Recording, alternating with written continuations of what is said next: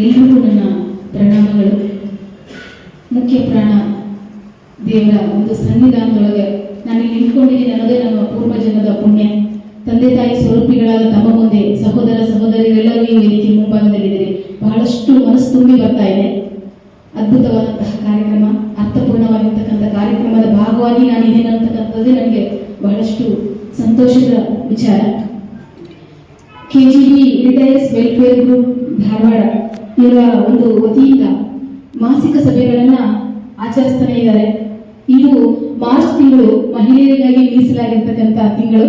ಮಹಿಳೆಯರ ದಿನಾಚರಣೆ ಪ್ರಯುಕ್ತ ಮಹಿಳೆಯರಿಗೋಸ್ಕರ ವಿಶೇಷವಾಗಿರ್ತಕ್ಕಂತಹ ಒಂದು ಕಾರ್ಯಕ್ರಮವನ್ನು ಆಚರಿಸಿದ್ದು ಇಲ್ಲಿ ಒಂದು ಆಯೋಜನೆ ಮಾಡಲಾಗಿದೆ.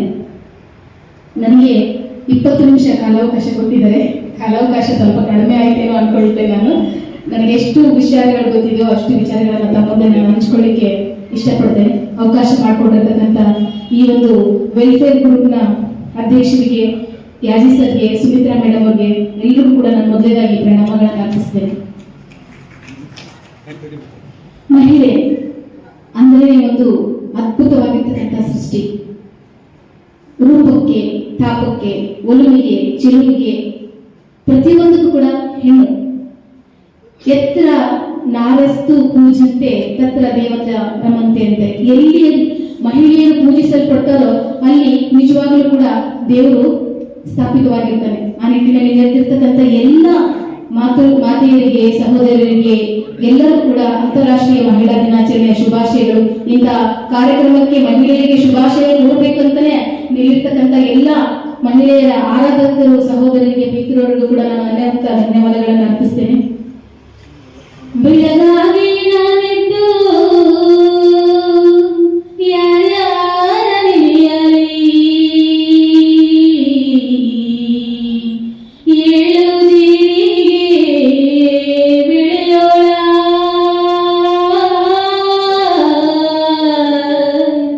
ಏಳು ಜೀರಿಗೆ ಬೆಳೆಯೋಳ ಹುಂತಾಯ,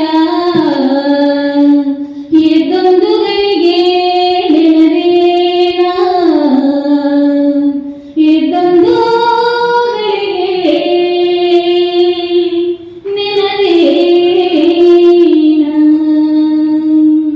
ಬೆಳಿಗ್ಗೆ ಕೂಡಲೇ ಸೂರ್ಯನಿಗೆ ನಮಸ್ಕಾರಗಳನ್ನು ಸಮರ್ಪಿಸಿ ನಮ್ಮ ತಾಯಂದಿರು ಭೂಮಿ ತಾಯಿಗೆ, ಹಾಗೆ ಭೂಮಿಯಷ್ಟೇ ಸಹನಾ ಮೂರ್ತಿ, ಕ್ಷಮಾಧರಿತ್ರಿಯಾಗಿರ್ತಕ್ಕಂತಹ ಮಹಿಳಾ ದಿನಾಚರಣೆ ಈ ಶುಭ ಸಂದರ್ಭದಲ್ಲಿ ಪ್ರಥಮದಲ್ಲಿ ಭೂಮಿ ತಾಯಿಯ ಪಾದಾರವಿಂದಗಳಿಗೆ ಪ್ರಣಾಮಗಳನ್ನ ಅರ್ಪಿಸ್ತಾ, ಜನಪದ ಅಂದ್ರೆ ಇದು ಜಾಣರ ಪದ.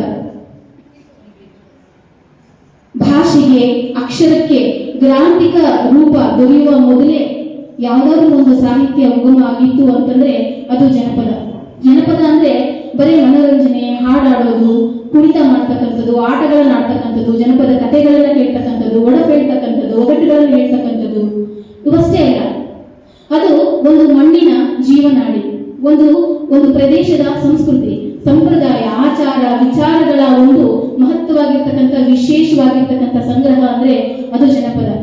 ಪೂರ್ವಜರು ನಮಗಾಗಿ ಬಿಟ್ಟು ಹೋಗಿರ್ತಕ್ಕಂತಹ ಮಾನವೀಯ ಮೌಲ್ಯಗಳ ಬುತ್ತಿ ಅದು ಜನಪದ. ಜನಪದ ಅಂತಂದ್ರೆ ಒಂದು ಮಣ್ಣಿನ ಸಂಸ್ಕೃತಿಯ, ಒಂದು ಪಾರಂಪರಿಕ ಭಾವನೆಗಳ, ಸಂಬಂಧಗಳ ಅರ್ಥಪೂರ್ಣವಾಗಿರ್ತಕ್ಕಂತಹ ಒಂದು ಪರಿಮಳವನ್ನ ಸೂಸ್ತಕ್ಕಂತಹ ಒಂದು ಮಣ್ಣಿನ ಪರಿಮಳದ ಒಂದು ಸುವಾಸನೆಯ ಸೊಗಡು ಅಂತ ಹೇಳ್ಬೋದು ನಾವು ಅದನ್ನ. ಅದು ಜನಪದ.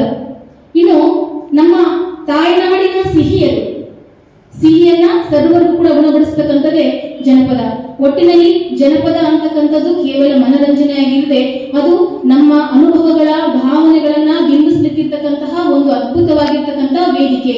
ಈ ಜನಪದದಲ್ಲಿ ಹಾಡುಗಳು ಬರ್ತವೆ, ಕಥೆಗಳು ಬರ್ತವೆ, ಒಡಪು, ಒಗಟು, ಹೀಗೆ ಹಲವಾರು ವಿಭಿನ್ನ ಪ್ರಕಾರವಾಗಿರ್ತಕ್ಕಂಥ ಜನಪದ ಪ್ರಕಾರಗಳನ್ನು ನಾವು ಕಾಣಬಹುದು. ಒಟ್ಟಾರೆ ಜನಪದ ಅಂತಕ್ಕಂಥದ್ದು ಕೇವಲ ಒಂದು ಕಲೆಯಾಗಿ ಉಳಿದೆ ಎಲ್ಲ ಮನಸ್ಸುಗಳ, ಭಾವನೆಗಳ, ಕೆಲವೊಂದು ಕಾರ್ಯಗಳ, ಚಟುವಟಿಕೆಗಳಲ್ಲಿ ಕಂಡು ಬರುವಂತಹ ಮಾನವೀಯ ಮೌಲ್ಯಗಳನ್ನು ಉಳಿಸಿ ಬೆಳೆಯುವಂತಹ, ಸಮಾಜಕ್ಕೆ ಒಂದು ಸಂದೇಶವನ್ನು ನೀಡತಕ್ಕಂತಹ ಒಂದು ವೇದಿಕೆ. ಅನಾದಿ ಕಾಲದಿಂದಲೂ ಕೂಡ ಗುರು ಹಿರಿಯರು ಉಳಿಸಿಕೊಂಡು ಬಂದಿರತಕ್ಕಂಥ, ಬೆಳೆಸಿಕೊಂಡು ಬಂದಿರತಕ್ಕಂತಹ, ಮುಂದಿನ ಪೀಳಿಗೆ ಕೊಡಮಾಡಕ್ಕೆ ಇಚ್ಛಿಸುವಂತಹ ಹಲವಾರು ಉತ್ತಮ ಅಂಶಗಳನ್ನ ಮಕ್ಕಳಿಂದ ಹಿಡಿದು ಹಿರಿಯರವರೆಗೂ ಕೂಡ ಸಮಾಜದ ಎಲ್ಲಾ ಸ್ತರದವರಿಗೂ ಕೂಡ ಕೊಡಬಾಡು ಅದ್ಭುತವಾಗಿರ್ತಕ್ಕಂತಹ ಒಂದು ಸಾಹಿತ್ಯ ಅಂದ್ರೆ ಅದು ಜನಪದ ಸಾಹಿತ್ಯ ಅಂತ ಹೇಳ್ಬೋದು. ಇಂತಹ ಜನಪದ ಸಾಹಿತ್ಯದಲ್ಲಿ ಮಹಿಳೆಯರ ಪಾತ್ರ ಏನು ಅಂತಂದೇಳಿ ತಿಳ್ಕೋಬೇಕಾಗಿದೆ ಇವತ್ತು. ಮಹಿಳೆ ಮತ್ತು ಜನಪದ ಇಬ್ಬರು ಒಂದೇ ನಾಣ್ಯದ ಎರಡು ಮುಖಗಳಿದ್ದಂತೆ. ಜನಪದದಿಂದ ಮಹಿಳೆಯ ಬಗ್ಗೆ ಗೌರವ ಹೆಚ್ಚಾಗಿದೆ ಅಂತ ಹೇಳ್ಬೇಕು, ಅಥವಾ ಮಹಿಳೆಯರಿಂದ ಜನಪದಕ್ಕೆ ಒಂದು ಬೆಲೆ ಸಿಕ್ಕಿದೆ ಅಂತ ಹೇಳ್ಬೇಕು, ಗೊತ್ತಿಲ್ಲ. ಯಾಕಂದ್ರೆ ಮಹಿಳೆ ಅಂದ್ರೆ ದೇವರು ಮಾಡಿರ್ತಕ್ಕಂತಹ ಬಹಳಷ್ಟು ಸಮಾಧಾನದಲ್ಲಿಟ್ಕೊಂಡು ಎಲ್ಲಾ ವಿಚಾರಗಳನ್ನು ತೆಗೆದುಕೊಂಡು ಅಂದ್ರೆ ಸೃಷ್ಟಿ ಮಾಡಬೇಕಾದ್ರೆ ಬಹಳಷ್ಟು ವಿಚಾರ ಮಾಡಿ ಸೃಷ್ಟಿದಾಗ ಹುಟ್ಟಿರುವಂತಹ ಅನನ್ಯ ಏಕೈಕ ಅದ್ಭುತ ಒಂದು ಶಕ್ತಿಶಾಲಿ ಜೀವಿ ಅಂದ್ರೆ ಅದು ಸ್ತ್ರೀ. ಅಂತಹ ಸ್ತ್ರೀಯ ಅಂತಃಕರಣ, ಅವರ ಭಾವನೆಗಳು, ನೋವು, ನಲಿವು, ಆಟ, ಕಾರ್ಯಚಟುವಟಿಕೆಗಳು ಪ್ರತಿಯೊಂದು ಹಂತದಲ್ಲಿ ಅವರ ಮನಸ್ಥಿತಿಯ ಒಳಗಡೆ ಬಿಂಬಿತವಾಗಿರ್ತಕ್ಕಂತಹ ಭಾವನೆಗಳನ್ನ ವ್ಯಕ್ತಪಡಿಸಲಿಕ್ಕೆ ಸೂಕ್ತವಾಗಿರ್ತಕ್ಕಂತಹ ವೇದಿಕೆ, ಅವಕಾಶಗಳು ಲಭಿಸದೆ ಹೋದಾಗ ಒಬ್ಬ ಸ್ತ್ರೀ ಅವಳ ಇಚ್ಛೆಗಳನ್ನ, ನೋವುಗಳನ್ನ, ನಲಿವುಗಳನ್ನ, ದುಃಖ ದುಮ್ಮಾನಗಳನ್ನ ಒಂದು ಹಾಡುಗಳ ಮುಖಾಂತರ, ಕಥೆಯ ಮುಖಾಂತರ, ಒಡಪುಗಳ ಮುಖಾಂತರ, ಒಗಟುಗಳ ಮುಖಾಂತರ ಹೇಳ್ತಾ ಹೋಗ್ತಾಳೆ. ಅವಾಗ ಹುಟ್ಟಿರ್ತಕ್ಕಂಥದ್ದೇ ನಮ್ಮ ಒಂದು ಸ್ತ್ರೀ ಜನಪದದ ಒಂದು ಮಹತ್ವವಾಗಿರ್ತಕ್ಕಂತಹ ಕೊಡುಗೆ ಅಂತ ಹೇಳ್ಬೋದು ನಾವು. ಹಾಗಾಗಿ ಜನಪದಕ್ಕೆ ಮೂಲ ಯಾರಾದ್ರೂ ಬಿಡಿದ್ದಾರೆ ಅಂತಂದ್ರೆ ಅದರಲ್ಲಿ ಪ್ರಥಮವಾಗಿ ಬರ್ತಕ್ಕಂಥದ್ದು ಸ್ತ್ರೀಯ ಸುತ್ತಮುತ್ತಲು ಸ್ತ್ರೀನ ಒಂದು ಚಿಕ್ಕವಳಿದ್ದಾಗಿಂದ ಹಿಡಿದು ಅವಳು ಗೋರಿಗೆ ಹೋಗುವವರೆಗೂ ಕೂಡ ಪ್ರತಿಯೊಂದು ಹಂತದಲ್ಲಿ ಅವಳ ಬೆಳವಣಿಗೆ ಒಬ್ಬ ತಾಯಿಯಾಗಿ, ಒಬ್ಬ ಮಗಳಾಗಿ, ಹೆಂಡತಿಯಾಗಿ, ಸಹೋದರಿಯಾಗಿ, ಸಮಾಜದ ಮುಖಿಯಾಗಿ, ವಾಹಕಿಯಾಗಿ, ಗ್ರಾಹಕಿಯಾಗಿ ಎಲ್ಲಾ ಸ್ತರದಲ್ಲೂ ಸ್ತ್ರೀಯಾಗಿ ಸರ್ವಾಂತರ್ಯಾಮಿ ಸ್ತ್ರೀ. ಹಾಗೆ ಈ ಒಂದು ಜನಪದದ ಬೆಳವಣಿಗೆಯಲ್ಲಿ, ಉಳಿವಿನಲ್ಲಿ, ಆಚಾರ ವಿಚಾರಗಳಲ್ಲಿ, ಹರಡುವಲ್ಲಿ, ಸಮಾಜಕ್ಕೆ ಮೌಲ್ಯಗಳನ್ನ ನೀಡತಕ್ಕಂಥದ್ರಲ್ಲಿ ಪ್ರತಿಯೊಂದಲ್ಲೂ ಕೂಡ ಹೆಣ್ಣನ್ನ ನಾವಿಲ್ಲಿ ಕಾಣ್ಬೋದು. ಹೆಣ್ಣು ಕೇವಲ ಸ್ತ್ರೀಯಾಗಿರದೆ ಸಮಾಜಕ್ಕೆ ಒಂದು ಮೌಲ್ಯಗಳನ್ನ ಬೆಸೆಯುವಂತಹ ಕೊಂಡಿಯಾಗಿದ್ದಾಳೆ, ಮೌಲ್ಯಗಳನ್ನ ಸಾರುವಂತಹ ಒಂದು ಬ್ರಿಡ್ಜ್ ಆಗಿ ಇವತ್ತು ಹೆಣ್ಣಿದ್ದಾಳೆ. ಆಚಾರ ವಿಚಾರಗಳನ್ನ, ಸಂಪ್ರದಾಯಗಳನ್ನ, ಹಬ್ಬ ಹರಿದಿನಗಳನ್ನ ಎಂದೋ ನಮ್ಮ ಪೂರ್ವಜರು ಮಾಡಿರ್ತಕ್ಕಂಥ ಇವತ್ತು ಕೂಡ ನಾವು ನಮ್ಮ ಮನೆಗಳಲ್ಲಿ ಆಚಾರ ವಿಚಾರಗಳನ್ನ, ಹಬ್ಬಗಳನ್ನ ಹೇಗೆ ಮಾಡಬೇಕು, ಒಂದು ಮದುವೆ ಆಗ್ತಾ ಇದೆ, ಒಂದು ಮುಂಜಿ ಆಗ್ತಾ ಇದೆ ಅಂತಂದ್ರೆ, ಅಥವಾ ಮನೆಯಲ್ಲಿ ಮೃತುಮತಿ ಆಗಿರ್ತಕ್ಕಂಥ ಒಂದು ಕಾರ್ಯಕ್ರಮ ನಡೀತಿದೆ, ಊಟದಂಟಿ ಕಾರ್ಯಕ್ರಮ ನಡೀತಿದೆ ಅಂತಂದ್ರೆ ಪ್ರತಿಯೊಂದರಲ್ಲೂ ಕೂಡ ನಾವು ಸಂಪ್ರದಾಯಗಳನ್ನ ಹಿರಿಯರು ಹೇಳಿದ ರೀತಿ ಕೇಳ್ಕೊಂಡು ಬಂದಿವಿ. ಹಾಗಾದ್ರೆ ಹಿರಿಯರು ಹಿಂದೆ ಹೇಳಿರ್ತಕ್ಕಂಥ ಆಚಾರ ವಿಚಾರಗಳನ್ನ ಇಲ್ಲಿವರೆಗೂ ತಂದುಕೊಟ್ಟವ್ರು ಯಾರು? ಸ್ತ್ರೀಯರು. ಮಕ್ಕಳಿಗೆ, ಮನೆಯಲ್ಲಿ ಮಗಳಿಗೆ, ಪ್ರತಿಯೊಬ್ಬರಿಗೂ ಕೂಡ ಸಮುದಾಯದಲ್ಲಿರ್ತಕ್ಕಂಥ ಎಲ್ಲರಿಗೂ ಕೂಡ ಮಾದರಿಯಾಗಿ ಹಲವಾರು ವಿಚಾರಗಳನ್ನ ಹೇಳ್ಕೊಳ್ತಾ ಬಂದಿರತಕ್ಕಂಥವಳು ಸ್ತ್ರೀ. ಹಾಗಾಗಿ ಜನಪದ ಸಾಹಿತ್ಯಕ್ಕೆ ಸ್ತ್ರೀ ತನ್ನದೇ ಆಗಿರ್ತಕ್ಕಂತಹ ಕೊಡುಗೆಯನ್ನು ಕೊಟ್ಟಿದ್ದಾಳೆ. ಒಬ್ಬ ತಾಯಿಯಾಗಿ ತನ್ನ ಭ್ರೂಣದಲ್ಲಿಯೇ ಮಗುವಿದ್ದಾಗಿಂದ ಹಿಡಿದು ಮಗು ಹುಟ್ಟಿದ ತಕ್ಷಣದಿಂದ ಮಗುವಿಗೆ ಜನನ ನೀಡಿದ ತಕ್ಷಣ ಜೋಗುಳ ಪದದಿಂದ ಸ್ಟಾರ್ಟ್ ಆಗುತ್ತೆ. ಜೋಗುಳ ಪದದಿಂದ ಸ್ಟಾರ್ಟ್ ಆಗಿ ಹುಬ್ಬಳ್ಳಿಯ ಹಿಕ್ಕೆ ಆನಂದದ ಬೊಗ್ಗೆ ಎಲೆಯರಳಿದ ಮೊಗೆ ಮಲಗು ಮಲಗು, ಮಕ್ಕಳನ್ನ ರಮಿಸೋದು, ಜೋಗುಳ ಹಾಡಿ ಮಕ್ಕಳಿಗೆ ಮಲಗಿಸ್ತಕ್ಕಂಥದ್ದು. ಹಾಗೆ ಬೆಳೀತಾ ಹೋದಂಗೆಲ್ಲ ಆಟ ಆಡ್ತಕ್ಕಂಥ ಮಗು, ಆಡಿಬಾ ನನ್ನ ಕಂದ ಅಂಗಾಲ ಕೊಡದೇನ ತೆಂಗಿನಕಾಯ ತೆಲುಂಗಿನ ತಕ್ಕೊಂಡು ಬಂಗಾರ ಮೂಲೆ ತೊಳೆದೇನ. ಅಂದ್ರೆ ಮನೆಯಲ್ಲಿ ಮಕ್ಕಳ ಒಂದು ಮಹತ್ವ ಎಷ್ಟು, ಮನೆ ತುಂಬ ಮಕ್ಕಳಿರ್ಬೇಕು ಅಂತ ಬಯಸ್ತಕ್ಕಂಥ ಒಂದು ಕಾಲದಲ್ಲಿ ಮಕ್ಕಳ ಮಹತ್ವವನ್ನ ತ್ರಿಪದಿಗಳ ಮೂಲಕ ಸಾರಿದವಳು ಯಾರಂದ್ರೆ ನಮ್ಮ ತಾಯಂದಿರು, ಅದು ಸ್ತ್ರೀ ಅಂತ ಹೇಳ್ಬೋದು. ಕೂಸು ಇದ್ದ ಮನೆಗೆ ಬೀಸುವಿಕೆ ಯಾತಕ ಕೂಸು ಕಂದಯ್ಯ ಹೊರ ಒಳಗ, ಕೂಸು ಕಂದಯ್ಯ ಹೊರ ಒಳಗ ಹಾಡಿದರ ಬೀಸುವಿಕೆ ಗಾಳಿ ತಾನೇ ಸುರಿತಾವೆ ಅಂತಂದೇಳಿ ತ್ರಿಪದಿಗಳಲ್ಲಿ ಸೂಚಿಸಿದಳು. ಹೀಗೆ ತಾಯಿ ಹುಟ್ಟಿದ ಮಗು ಬೆಳೀತಾ ಹೋದಂಗೆಲ್ಲ ಮಕ್ಕಳನ್ನ ಬೆಳೆಸ್ತಕ್ಕಂಥದ್ದು, ಅದರ ಲಾಲನೆ ಪಾಲನೆಯಲ್ಲಿ ತನ್ನದೇ ಆಗಿರ್ತಕ್ಕಂಥ ಮಹತ್ವವಾದ ಪಾತ್ರ. ಅವಳ ಒಂದು ಸಂತಸಕ್ಕೆ ಕೊನೆನೇ ಇರ್ತಾ ಇಲ್ಲ. ಮಗು ಬೆಳೀತಾ ಹೋದಂಗೆಲ್ಲ ಅದರ ಒಂದು ಒಡನಾಟ ನಡೀತಕ್ಕಂಥದ್ದು, ಅಂಬೆಗಾಲಿರ್ತಕ್ಕಂಥದ್ದು, ಹೇಳ್ಬೇಕಾದ್ರೆ, ಬೀಳ್ಬೇಕಾದ್ರೆ, ಮಕ್ಕಳನ್ನ ಸಂತೈಸ್ಬೇಕಾದ್ರೆ, ಉಳಿಸ್ಬೇಕಾದ್ರೆ, ಚಂದಪ್ಪನ ತೋರಿಸ್ಕೊಂತ, ಹೀಗೆ ಪ್ರತಿ ದಿನ ಕೂಡ ತನ್ನನ್ನು ತಾನು ತಾಯಿಯಾಗಿ ಸಮರ್ಪಿಸಿಕೊಂಡು ವಿಶೇಷವಾಗಿರ್ತಕ್ಕಂಥ ಕೊಡುಗೆ ಅಂದ್ರೆ ತ್ರಿಪದಿಗಳ ಮೂಲಕ ಮಕ್ಕಳಿಗೆ ಕಥೆ ಹೇಳ್ತಾನೆ. ಹೂವಾಡಿತಿ ಬರ್ತಾಳೆ ಬಂದರೆತ್ತಿ ಒಯ್ತಾಳೆ. ಮಗು ಊಟ ಮಾಡ್ಲಿಕ್ಕೆ ಹಠ ಮಾಡಿದ್ರೆ ಹೂವಾಡಿತಿ ಬರ್ತಾಳೆ, ಬಂದು ಹೊತ್ಕೊಂಡು ಹೋಗ್ತಾಳೆ, ಬೊಗ್ಗ ಬರುತ್ತೆ, ಈ ತರ ಇಲ್ಲ. ಹಿಂದೆ ಇರ್ತಕ್ಕಂತಹ ಜನಪದ ಊಹೆ ಕಥೆಗಳನ್ನ ಹೇಳಿ ಮಕ್ಕಳಿಗೆ ರಮಿಸಿ ಊಟ ಮಾಡಿಸ್ತಕ್ಕಂಥದ್ದು, ಅವರಿಗೆ ಕೆಲವೊಂದು ವಿಚಾರಗಳನ್ನ ತಿಳಿಸಬೇಕಾದ್ರೆ ಇಲ್ಲದೇ ಇರ್ತಕ್ಕಂಥ ಯಾವುದೋ ಒಂದು ಶಕ್ತಿಯನ್ನ ಸೃಷ್ಟಿಸಿ ಮಕ್ಕಳಿಗೆ ತಿಳಿಸತಕ್ಕಂಥ ಒಂದು ಪರಿ ಬಹಳಷ್ಟು ಅದ್ಭುತ ಅಂತ ಹೇಳ್ಬೋದು. ಹೀಗೆ ಮಕ್ಕಳು ಬೆಳೀತಾ ಹೋದಾಗ ಮಕ್ಕಳಿಗೆ ಸಾಮಾಜಿಕ ಮೌಲ್ಯಗಳನ್ನ ತಿಳಿಸಬೇಕಾಗಿತ್ತು. ಶರಣರ ನೆನೆದಾರ ಸರಗಿಯ ಇಠ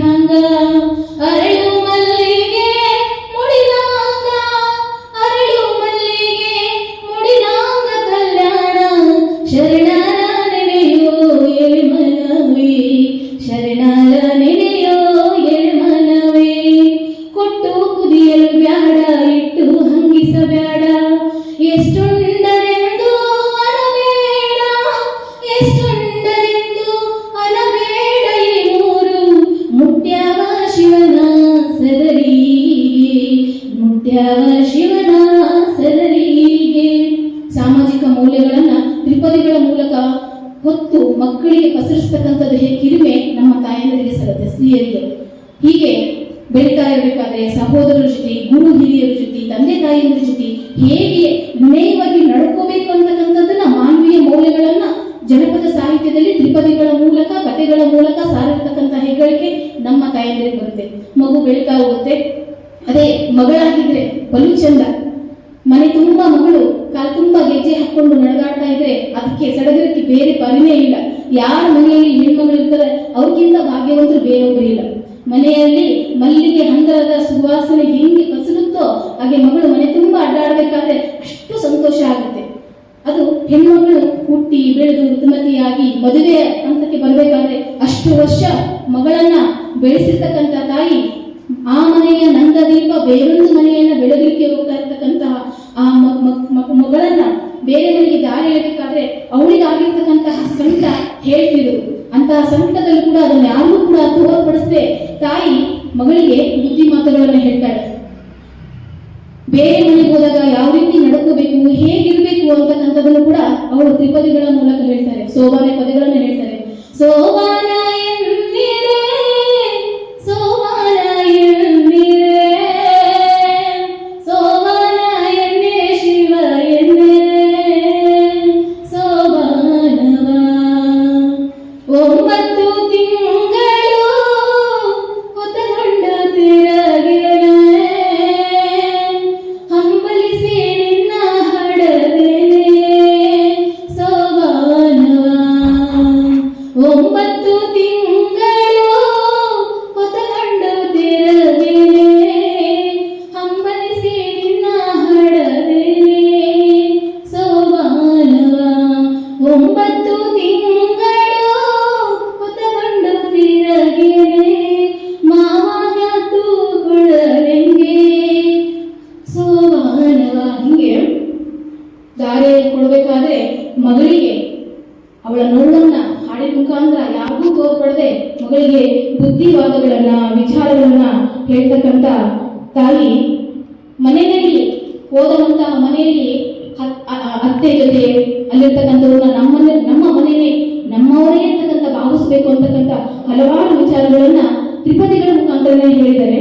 ಹೋಗಿ ಬಾ ಮಗಳೇ, ಹೂವಿನ ಮುಡಿ ಹಳೆದು ಹೋಗಿ ಬಾ ಗಂಡನ ಮನೆಗೆ, ಹೋಗಿ ಬಾ ಗಂಡನ ಮನೆಗೆ, ಆ ಮನೆಯ ಜ್ಯೋತಿ ಬೆಳಗೋ ಹಣತಿಯಾಗು ಮಗಳೇ.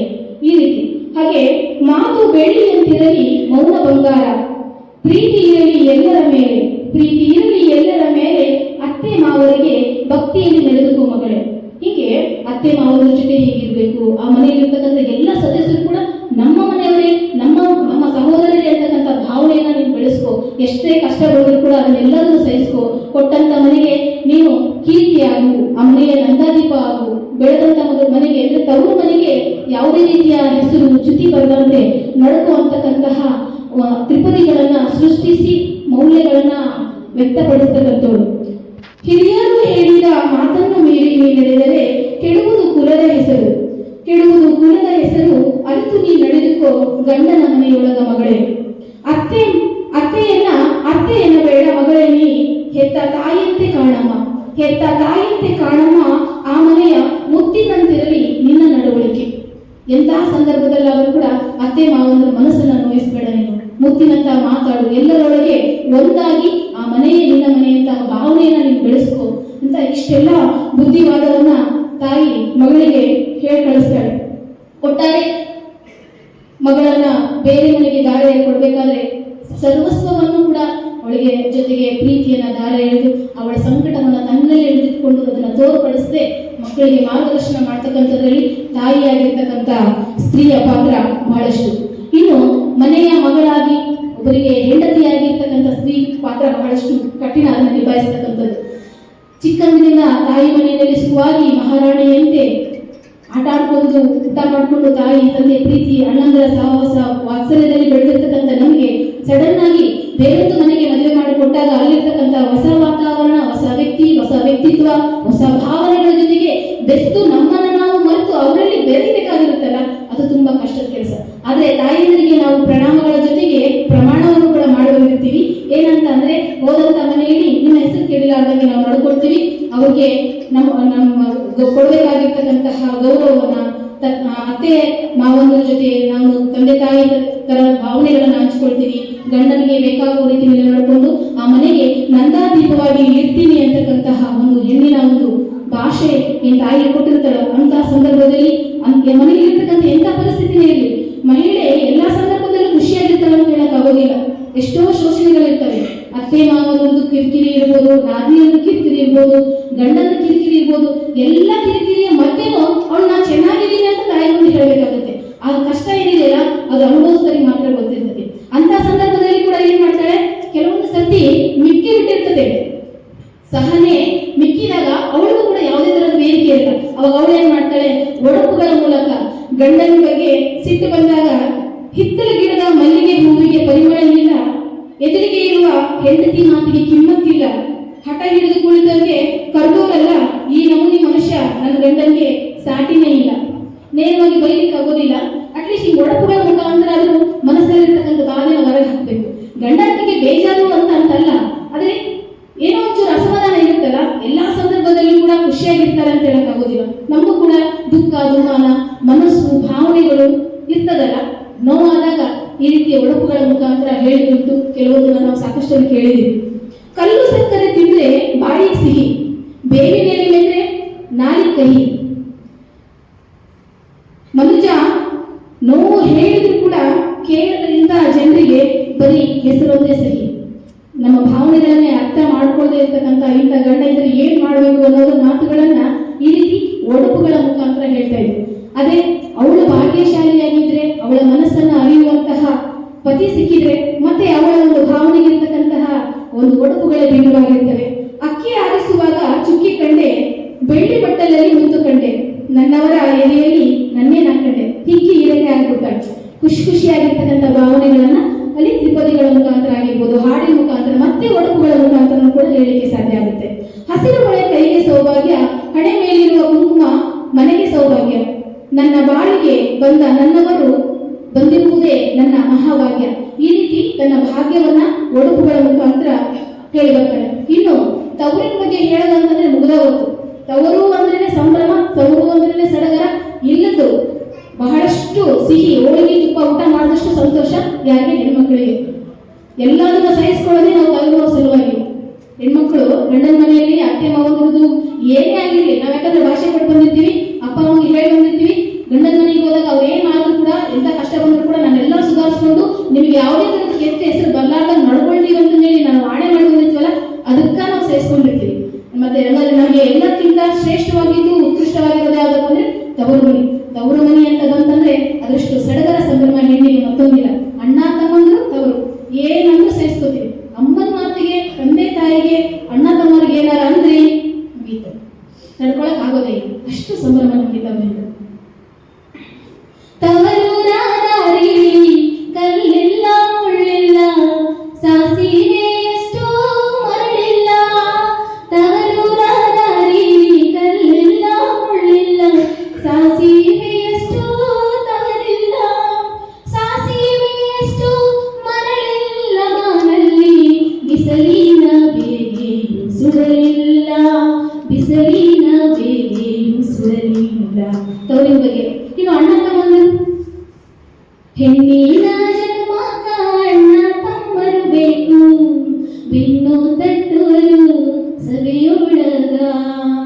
ಹೆಣ್ಣಿನ ಜನ್ಮಕ್ಕೆ ಅಣ್ಣ ತಮ್ಮರು ಬೇಕು, ಬೆನ್ನು ತಟ್ಟುವರು ಸಭೆಯೊಳಗ.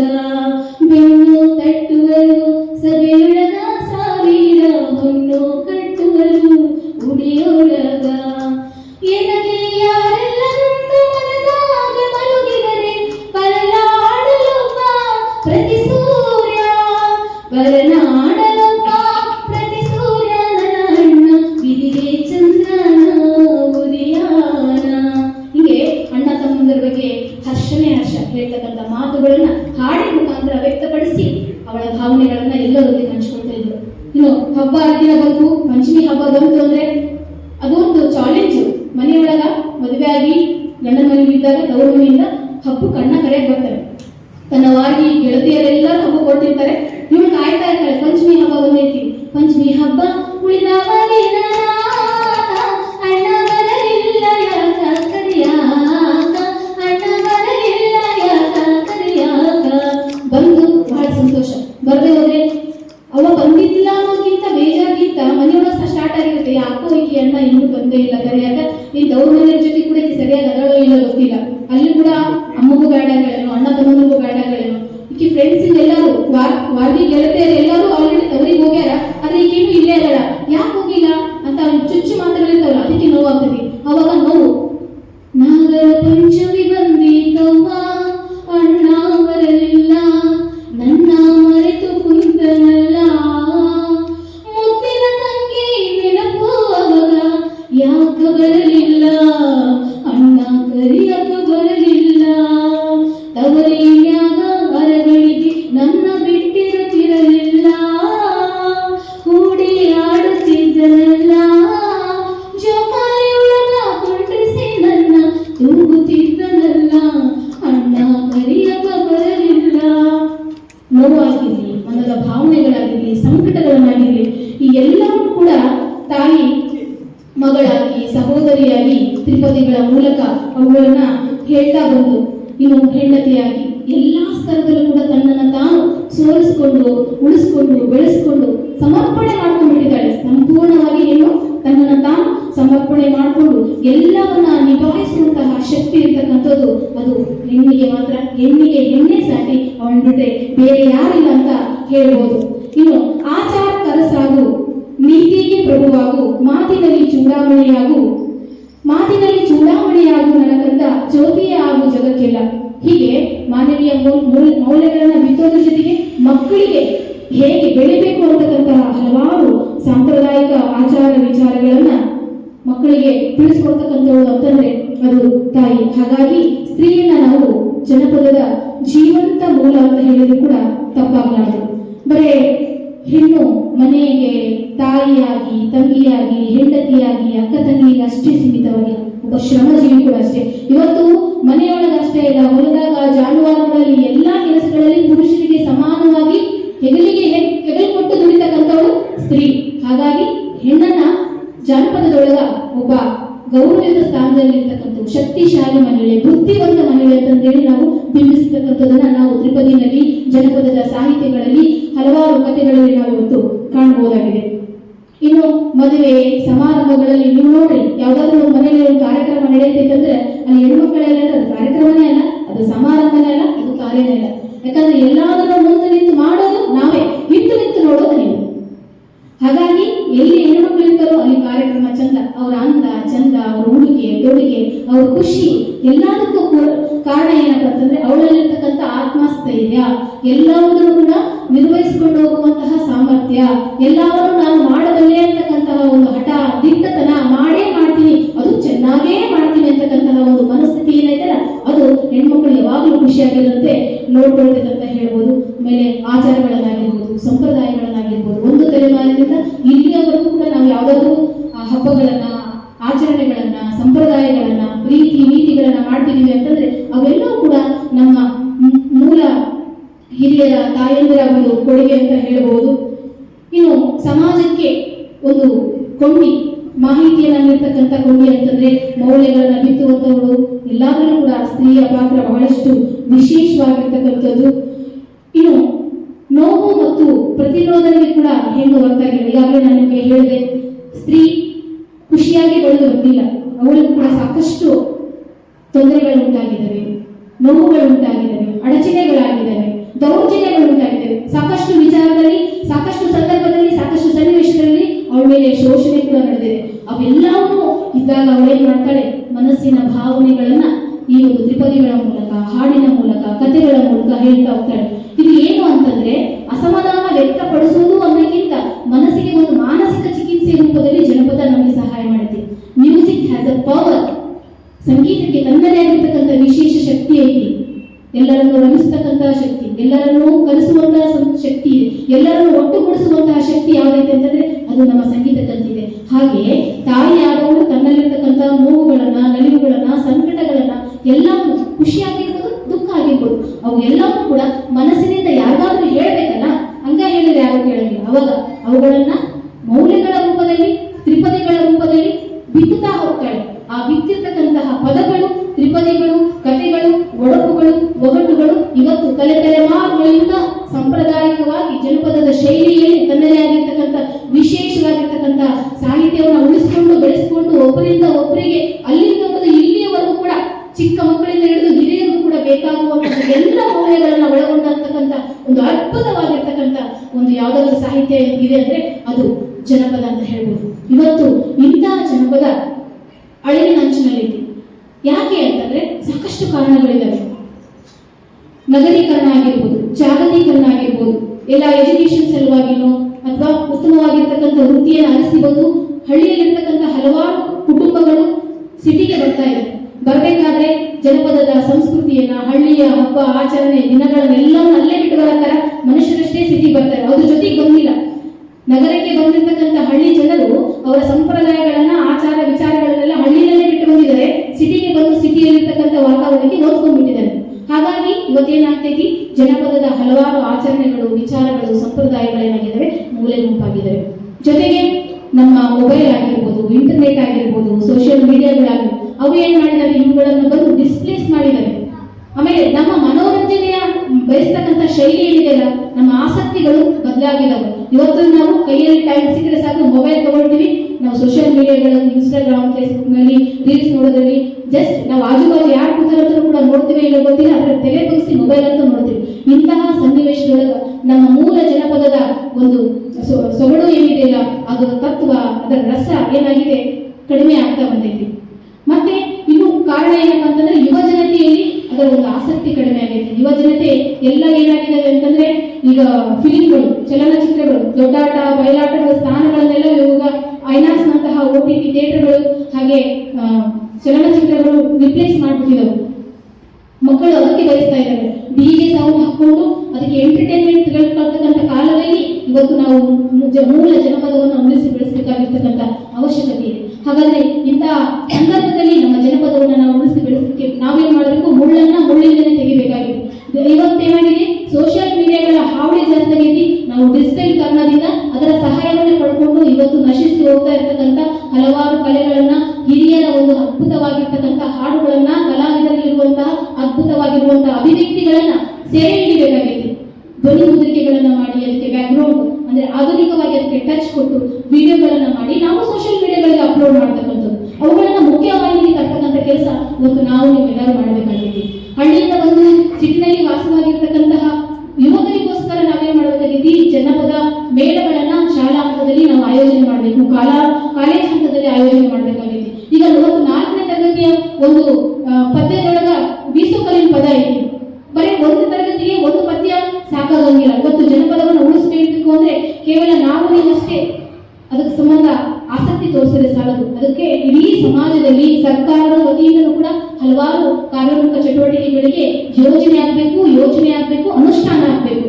ಪಠ್ಯಕ್ರಮದಲ್ಲಿ ಈ ಒಂದು ಜನಪದ ಕಲೆಯನ್ನ ಉಳಿಸಿ ಬೆಳೆಸಲಿಕ್ಕೆ ಅದ್ಭುತವಾಗಿರ್ತಕ್ಕಂಥ ಕಲಾವಿದರು, ಸಾಧನೆ ಮಾಡಿರ್ತಕ್ಕಂಥ ಕಲಾವಿದರ ಒಂದು ಜೀವನ ಚರಿತ್ರೆಗಳನ್ನ ಇಡಬೇಕು. ಯಾವ ಕಲಾ ಪ್ರಕಾರದಲ್ಲಿ ಅವರು ಮುನ್ನಡೆಯನ್ನ ಸಾಧಿಸಿದ್ದಾರೆ, ಏನೇನೆಲ್ಲ ಮಾಡಿದ್ದಾರೆ ಅಂತ ಮಕ್ಕಳಿಗೆ ತಿಳಿಸಬೇಕಾಗಿದೆ. ಇವತ್ತು ನಾವು ಆ ನಿಟ್ಟಿನಲ್ಲಿ ಇಂತಹ ಹಲವಾರು ವಿಚಾರಗಳನ್ನ ನಾವು ಮಾಡಬೇಕು.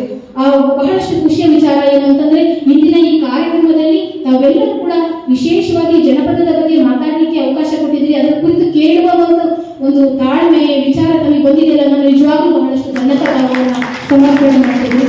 ಆ ವಿಚಾರದಲ್ಲಿ ಬಂದ್ರೆ ನಮ್ಮದೊಂದು ಸಿರಿಗಂಧ ಜನಪದ ಕಲಾ ಬಳಗ ಅಂತಿದೆ. ಅದರ ಅಧ್ಯಕ್ಷರು ವೇದಿಕೆ ಮೇಲೆ ಕೂತಿದ್ದಾರೆ, ಸಹೋದರರಾಗಿರ್ತಕ್ಕಂಥ ಪ್ರಕಾಶ್ ಕಂಬಳಿ ಅವರು. ಸುಮಾರು 18ರಿಂದ 20 ಜನರ ಒಂದು ಶಿಕ್ಷಕರ ತಂಡ ಇದೆ. ಎಲ್ಲರೂ ಶಿಕ್ಷಕರೇ. ಇಲ್ಲಿರ್ತಕ್ಕಂಥವರೆಲ್ಲ ನಾವು ಹವ್ಯಾಸಿ ಕಲಾವಿದರು, ನಮ್ಮ ಪ್ರೊಫೆಷನ್ ಅಲ್ಲ. ನಮ್ಮ ಟೀಚರ್ಸ್ ಆಗಿ ಇಟ್ಕೊಂಡು ಮಕ್ಕಳಲ್ಲಿ ಇರ್ತಕ್ಕಂತಹ ಕೊರತೆಗಳು ಏನು ಅಂದ್ರೆ ಮೌಲ್ಯಗಳು. ಇವತ್ತು ಸಮಾಜದಲ್ಲಿ ನಾವು ಎಷ್ಟೋ ಸೋಷಿಯಲ್ ಮೀಡಿಯಾಗಳಲ್ಲಿ ಮಾಹಿತಿಗಳನ್ನ ನೋಡ್ತಾ ಇದ್ದೀವಿ. ಏನು ಅಂತಂದ್ರೆ ತಂದೆ ತಾಯಿಯರು ಬೀದಿ ಹೆಣಗಳಾಗ್ತಾ ಇದ್ದಾರೆ, ಅವರನ್ನು ತಿಂದು ತಿರುಗಿ ನೋಡ್ತಾ ಇದ್ದಾರೆ. ಯಾಕೆ? ಹಿಂದಿನ ಕಾಲದಲ್ಲೂ ಕೂಡ ಅಜ್ಜ ಅಜ್ಜಿ ಇರ್ತಿದ್ರು, ಅಪ್ಪ ಅಮ್ಮ ಇರ್ತಿದ್ರು, ಎಲ್ಲರೂ ಇರ್ತಿದ್ರು. ಅಷ್ಟಿದ್ದಾಗಲೂ ಕೂಡ ಅವತ್ತು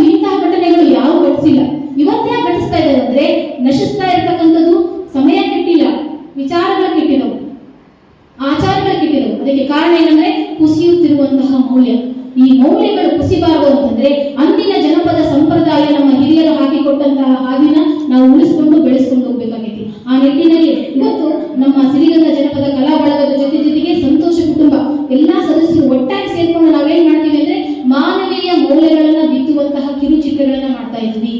ಮಕ್ಕಳಿಗೆ ಜನಪದವನ್ನ ಉಳಿಸಿ ಬೆಳೆಸುವಂತಹ ಜನಪದ ಗೀತೆಗಳ ಒಂದು ಸ್ಪರ್ಧೆಗಳನ್ನ ಆಯೋಜನೆ ಮಾಡ್ತೀವಿ, ಜನಪದ ಕಾರ್ಯಕ್ರಮಗಳನ್ನ ಮಾಡ್ತೀವಿ. ಕಳೆದ ಒಂದು 8 ದಿವಸಗಳ ಹಿಂದೆ ನಾವು ಸಿರಿಗಂಗೋತ್ಸವ 2026 ಅಂತಂದೇಳಿ ಒಂದು ಅದ್ಭುತವಾಗಿರ್ತಕ್ಕಂಥ ಕಾರ್ಯಕ್ರಮ ಮಾಡಿದ್ವಿ. ಎಲೆಮರೆ ಕಾಯಿಯಂತೆ ಇರುವಂತಹ ಎಷ್ಟೋ ರಾಜ್ಯ ಮಟ್ಟದಲ್ಲಿ ಇರುವಂತಹ ಕಲಾವಿದರಿದ್ದಾರೆ, ಅವರು ಇವತ್ತಿನವರೆಗೂ ಯಾರು ಗುರುತಿಸಿಲ್ಲ. ಅವರ ಒಂದು ಪರಿಸ್ಥಿತಿ ಬಹಳಷ್ಟು ಚಿಂತಾಜನಕವಾಗಿದೆ. ಕಲೆ ಇದೆ, ಕಲಾ ಪೋಷಕರು ಇಲ್ಲದೆ ಹೋದ್ರೆ ಕಲೆಯನ್ನು ಉಳಿಸಿ ಬೆಳೆಸೋರು ಯಾರು? ಹಾಗಾಗಿ ಇವತ್ತು ನಾವು ಕಲೆಗಳು ಉಳಿಬೇಕು ಅಂದ್ರೆ ಕಲಾ ಪೋಷಕರಾಗಬೇಕು ನಾವೇ. ಎಲ್ಲೋ ಎಲೆಮರೆಯಂತಿರುವಂತಹ ಕಲಾವಿದರನ್ನ ಮುಖ್ಯವಾಹಿನಿಗೆ ತಂದು ಅವರನ್ನ ಸಮಾಜಕ್ಕೆ ಪರಿಚಯ ಮಾಡಿಕೊಡ್ತಕ್ಕಂಥ ಕೆಲಸವನ್ನ ಇವತ್ತು ನಮ್ಮ ಶಿಕ್ಷಕರ ತಂಡ ಮಾಡ್ತಾ ಇದೆ. ಅದು ನಮಗೆ ಬಹಳಷ್ಟು ಹೆಮ್ಮೆ ಆಗ್ತಾ ಇದೆ. ಆ ನಿಟ್ಟಿನಲ್ಲಿ ನಾವು ಇವತ್ತು ಮಾಡಬೇಕಾಗಿರೋದು ಇಷ್ಟೇ, ಕಲಾವಿದರನ್ನ ಗುರುತಿಸಬೇಕು, ಅವ್ರನ್ನ ಬೆಳೆಸಬೇಕು, ಒಂದು ಕಲೆಯನ್ನ ನಾವು ಉಳಿಸಬೇಕಾಗಿದೆ. ಒಟ್ಟು ಈ ಜನಪದ ಅಂತಕ್ಕಂತಹದ್ದೇ ಒಂದು ಅದ್ಭುತ. ಎಷ್ಟು ಮಾತಾಡಿದ್ರೆ ಕಡಿಮೆ. ಸಮುದ್ರದಲ್ಲಿ ಒಂದು ಚಮಚ ತಗೊಂಡು ನಾವು ಎಷ್ಟು ನೀರು ತಗೊಂಡ್ಕೊಳ್ತೀವಿ ಅಷ್ಟು ವಿಚಾರಗಳು ನಮಗೆ ಗೊತ್ತಿಲ್ಲ. ಇನ್ನು ಸಮುದ್ರ ಬಗ್ಗೆ ತಿಳ್ಕೊಳಕ್ ಹೋಗ್ಬೇಕಂದ್ರೆ ಸಮುದ್ರಕ್ಕೆ ಬೀಳ್ಬೇಕು. ಸಮುದ್ರದಲ್ಲಿ ನಾವು ಇಳಿಬೇಕು ಅಂತಂದ್ರೆ ನಾವು ಅದರಲ್ಲಿ ಈಜೋದು ಕಲಿಬೇಕು. ಅಂದ್ರೆ ಅದ್ರ ಬಗ್ಗೆ ಸಂಪೂರ್ಣವಾಗಿರ್ತಕ್ಕಂಥ ನಮಗೆ ಮಾಹಿತಿ ತಿಳ್ಕೋಬೇಕು. ಯಾಕಂದ್ರೆ ಅಷ್ಟು ಆಕಾಶ ಒಗಟುಗಳನ್ನ ನೋಡಿದ್ರೆ ನಾವು ತಾಯಿಯ ಸೀರೆಯನ್ನ ಮಡಿಸೋರಿಲ್ಲ, ಅಪ್ಪನ ರೊಕ್ಕವನ್ನ ಎಣಿಸೋರಿಲ್ಲ. ನಾವು ಸಣ್ಣದಿದ್ದಾಗ ಹಸಿರು ಗಿಡದಾಗ ಮೊಸರು ಚೆಲ್ಲಿ ಯಾರು ಹೇಳ್ಕೊಟ್ಟಿರೋದಲ್ಲ, ಯಾರು ಬರ್ದಿಟ್ಟಿರಿ ಸಾಹಿತ್ಯ. ಇವೆಲ್ಲ ಜನಪದಗಳೇ, ಇವೆಲ್ಲವೂ ನಾವು ಕೇಳಿದೀವಿ, ಒಗಟುಗಳನ್ನ ಕೇಳಿದೀವಿ, ಆಟ ಆಡಿದೀವಿ, ಮಜಾ ಮಾಡಿದೀವಿ. ಆದ್ರೆ ಎಲ್ಲವೂ ಮರ್ತ್ಬಿಟ್ಟಿವಿ. ನಾವು ಬರ್ತಿದೀವಿ, ನಮ್ಮ ಅಪ್ಪ ಹೇಳ್ಕೊಟ್ಟಾರ, ನಮ್ಮ ಮಕ್ಕಳಿಗೆ ಹೇಳೋರು ಯಾರು, ಅವ್ರ ಮಕ್ಕಳಿಗೆ ಹೇಳೋರು ಯಾರು, ಎಲ್ಲ ಮರ್ತ್ಬಿಡ್ತೀವಿ. ಜಾಸ್ತಿ ಅಂದ್ರೆ ಮೊಬೈಲ್ ಕೊಡ್ತೀವಿ, ರೀಲ್ಸ್ ಕೊಡ್ತೀವಿ, ಸ್ಟೋರೀಸ್ ನೋಡ್ತೀವಿ, ಇಷ್ಟೇ ಮಾಡ್ತೀವಿ. ಆದ್ರೆ ನಮ್ಮ ಮೂಲ ಸಂಪ್ರದಾಯವನ್ನ, ಮೂಲ ಜನಪದವನ್ನ ನಾವು ಉಳಿಸಿ ಬೆಳೆಸುವಂತಹ ಕಾರ್ಯವನ್ನ ಮಾಡಬೇಕಂತಹ ಜವಾಬ್ದಾರಿ ನಿಮ್ಮೆಲ್ಲರ ಮೇಲಿದೆ. ಇವತ್ತು ಅದ್ಭುತವಾಗಿರ್ತಕ್ಕಂತಹ ಕಾರ್ಯಕ್ರಮವನ್ನು ಆಯೋಜನೆ ಮಾಡಿ ಜನಪದದಲ್ಲಿ ಮಹಿಳೆಯ ಒಂದು ಸ್ಥಾನ, ಅವಳು ಜನಪದದಲ್ಲಿ ಸ್ತ್ರೀಯ ಪಾತ್ರ ಏನು, ಅವಳ ಒಂದು ಸಾಹಿತ್ಯಿಕವಾಗಿ ಮುಖ್ಯವಾಹಿನಿಯಾಗಿ, ತಾಯಿಯಾಗಿ, ಒಬ್ಬ ಮಡದಿಯಾಗಿ, ಸಹೋದರಿಯಾಗಿ ಏನೇನೆಲ್ಲ ಪಾತ್ರಗಳನ್ನು ನಿರ್ವಹಿಸಿರ್ತಕ್ಕಂಥ ಕೆಲವು ವಿಚಾರಗಳನ್ನ ನಾನು ತಮ್ಮೊಂದಿಗೆ ಹಂಚಿಕೊಂಡೆ. ಅದು ಸಂಬಂಧಪಟ್ಟಂತೆ ಕೆಲವು ತ್ರಿಪದಿಗಳನ್ನ ಕೂಡಿಸಿ ಒಂದು ನನ್ನದೇ ಆಗಿರ್ತಕ್ಕಂತಹ ಒಂದು ಕವನವನ್ನ ರಚಿಸಿದ್ದೀನಿ. ಅದನ್ನ ಪಠಿಸಿ ನನ್ನ ಮಾತುಗಳಿಗೆ ವಿರಾಮ ನೀಡ್ತೇನೆ. ಜನಪದ ತ್ರಿಪದಿಗಳ ಸೊಗಡನ್ನ ಹೆಣ್ಣಿನ ಬದುಕಿಗೆ ಲಯ ಮತ್ತು ಅಂತರಂಗದ ಮಿಡಿತಕ್ಕೆ ಒಪ್ಪುವ ಕೆಲವು ತ್ರಿಪದಿಗಳನ್ನ ರಚಿಸಿದಂತಹ ಒಂದು ಕವನ ಮಹಿಳೆಯರಿಗಾಗಿ. ಕವನದ ಶೀರ್ಷಿಕೆ ಹಡೆದವ್ವನ ಮಗಳು. ಹಡೆದವ್ವ ಕೊಟ್ಟಾಳ ಹೂವಿನಂತ ಮಗಳ ನಡೆದಾಡೋ ಹಾದಿಗೆ ಹಸಿರಾಗಿ ಮನೆಯೊಳಗೆ ನಂದಾದೀಪ ಬೆಳಗಿದಳು ನಲಿದಂತೆ. ಕೊಟ್ಟ ಮನೆಯಲ್ಲಿ ಕಷ್ಟ ಬಂದರೂ ಬಂದಿರಲಿ ಬೆಟ್ಟದಂತ ಮನಸ್ಸು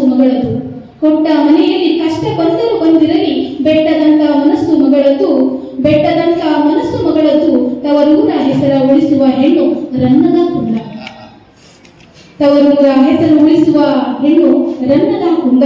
ಬೆಳಗಿನ ಜಾವದಲ್ಲಿ ಕಲ್ಲು ಬೀಸುವಾಗ ಕಂಠದಲ್ಲಿ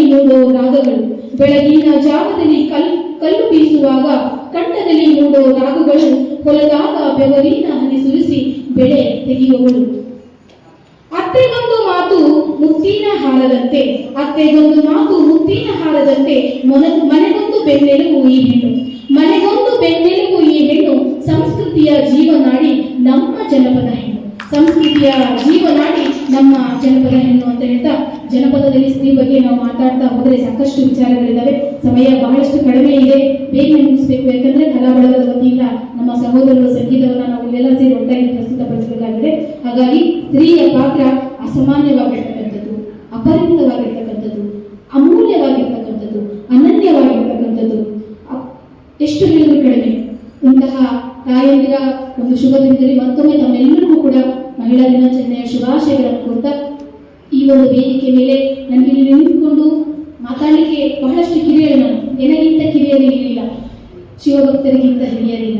ಆದರೂ ಕೂಡ ಸಹೋದರರಾಗಿರ್ತಕ್ಕಂಥ ಬಾಳಪ್ಪ ಚಿನ್ನುಡಿ ಸರ್ ಅವರ ಒಂದು ಮಾರ್ಗದರ್ಶನದಂತೆ ನನಗೆ ಪರಿಚಯ ಮಾಡಿಕೊಟ್ಟಿದ್ದಾರೆ. ಅವರಿಗೂ ನಾನು ಧನ್ಯವಾದ ಹೇಳ್ತೀನಿ. ಅವಕಾಶ ಮಾಡಿಕೊಟ್ಟಿರ್ತಕ್ಕಂಥ ಈ KGB ರಿಟೈರ್ಸ್ ವೆಲ್ಫೇರ್ ಗ್ರೂಪ್ನ ಅಧ್ಯಕ್ಷರಿಗೆ, ಕಾರ್ಯದರ್ಶಿಗಳಿಗೆ, ವೇದಿಕೆ ಮೇಲಿರ್ತಕ್ಕಂಥ ಗಣ್ಯಮಾನ್ಯರಿಗೆ